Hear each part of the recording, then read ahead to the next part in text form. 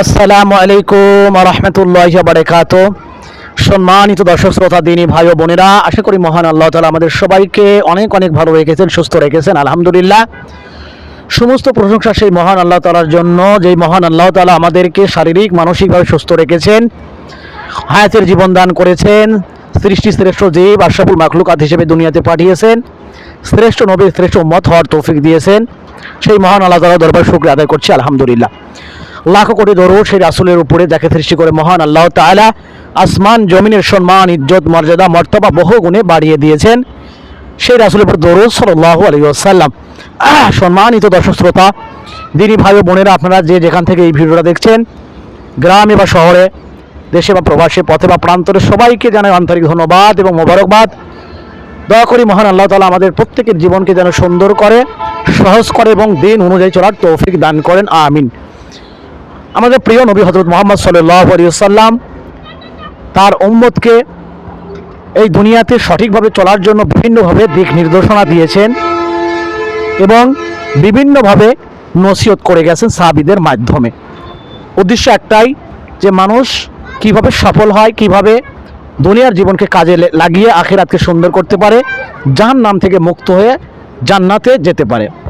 তো আল্লাহ রসুল হাদিসের মধ্যে সাহাবীদেরকে অনেক নসিহত করেছেন, অনেক নসিহত বলে হাদিসের মধ্যে হাজার হাজার হাজার হাজার হাদিস আমরা এইভাবে দেখতে পাই।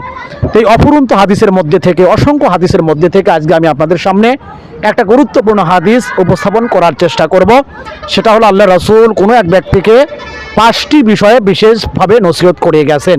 অর্থাৎ 5টি বিষয় ঘটার আগেই বা 5টি বিষয় আসার আগেই 5টি বিষয়ের গুরুত্ব দিতে হবে।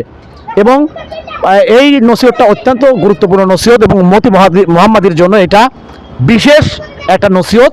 আমাদের প্রত্যেকেই উচিত বলে এই নসিহত পরিপূর্ণভাবে গ্রহণ করে তদ অনুযায়ী জীবনযাপন পরিচালনা করা। তো চলুন কথা না বাড়িয়ে আমরা মূল আলোচনায় প্রবেশ করি এবং এই 5টি নসিহত কি এই সম্পর্কে জানার চেষ্টা করি।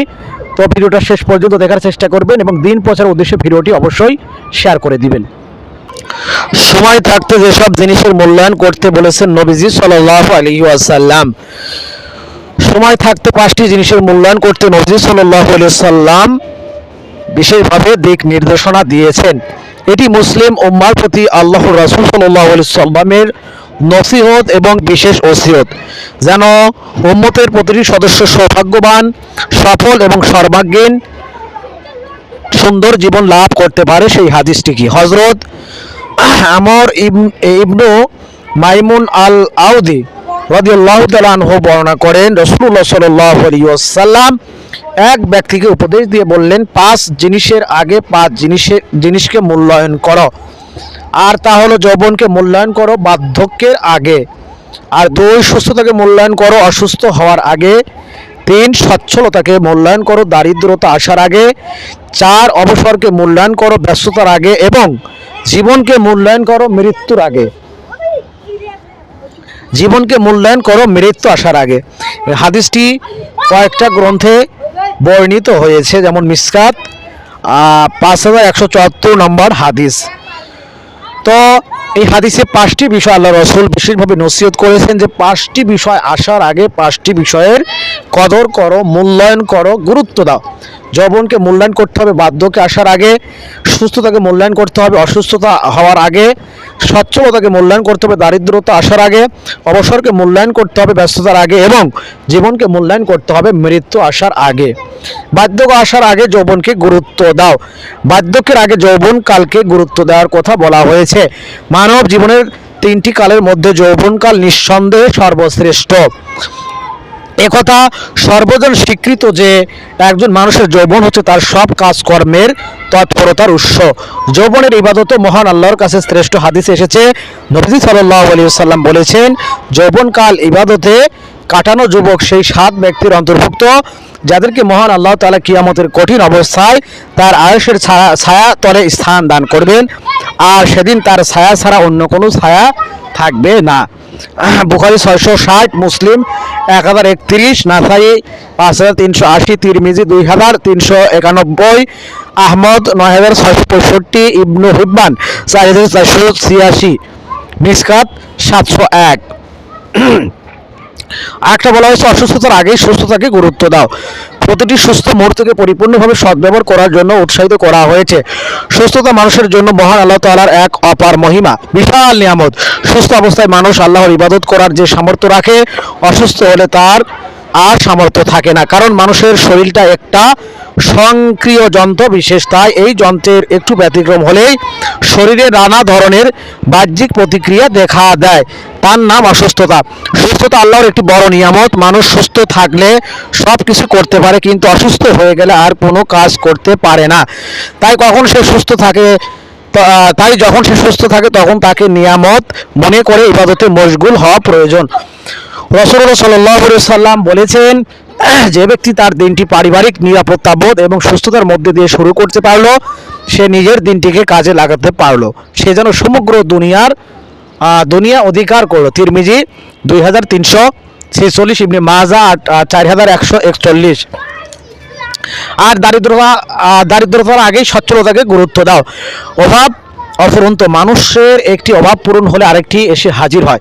এই জন্য সে মনে করে আরও একটু সচ্ছল হলে ভালো কাজটি করব, কিন্তু সে জানে না বর্তমানে যে সে আরও দরিদ্র হয়ে যেতে পারে। মানবদেহে যেমন যে কোনো সময় অসুস্থ আসতে পারে, ঠিক তেমনি যে কোনো সময় মানব জীবনে দারিদ্রতাও এসে যেতে পারে, কারণ সচ্ছলতা এবং অসচ্ছলতা এর কোনোটাই মানুষের নিয়ন্ত্রণে নেই। এগুলো নিয়ন্ত্রণ করেন স্বয়ং আল্লাহ রাব্বুল আলামিন। মহান আল্লাহ তাআলা বলেন, নিশ্চয় তোমার রব যাকে ইচ্ছা তাকে রিজিক বাড়িয়ে দেন, আর যাকে ইচ্ছা করেন তার রিজিক সংকীর্ণ করে দেন। তিনি অবশ্যই তার বান্দাদের সম্পর্কে পূর্ণ জ্ঞাত এবং পূর্ণ দ্রষ্টা। বনী ইসরাইল আয়াত 30। আর ব্যস্ততা আসার আগেই অবসরকে গুরুত্ব দেওয়া। হাদিসের এই অংশে অবসরকে গুরুত্ব দিতে বলা হয়েছে। ইসলামের অলস সময় কাটানোকে সম্পূর্ণভাবে নিরুৎসাহিত করা হয়েছে, তবে মনে রাখতে হবে ব্যস্ততা এবং অবসর দুটাই বান্দার জন্য নিয়ামত। ব্যস্ততা এই জন্য নিয়ামত যে ব্যস্ততা মানুষকে অনেক অন্যায় ও বেহুদা কাজ থেকে বিরত রাখে, আর অবসর এই অর্থে নিয়ামত যে সে এই অবসরে অনেক ভালো কাজ সম্পন্ন করে, যেমন নেকি লাভ করে ইত্যাদি। আর মৃত্যু আসার আগে জীবনকে গুরুত্ব দাও। পৃথিবীতে ভূমিষ্ঠ হওয়া মাত্রই মানুষের জীবন শুরু হয় এবং মৃত্যুর মাধ্যমে তার জীবনের অবসান ঘটে। তবে পৃথিবী নামক এই গ্রহে কার অবস্থান কতটুকু সময় তা মানুষকে বলতে পারে না, কারণ জীবন মৃত্যুর মালিক একমাত্র আল্লাহ তাআলা। কে কখন কিভাবে মৃত্যুবরণ করবে এটা আল্লাহ ছাড়া আর কেউ জানে না। আল্লাহ তাআলা এই সম্পর্কে বলেন, বলো যে মৃত্যু হতে তোমরা পলায়ন করছো, তা অবশ্যই তোমাদের সাথে সাক্ষাৎ করবে। সূরা জুমা আয়াত 8।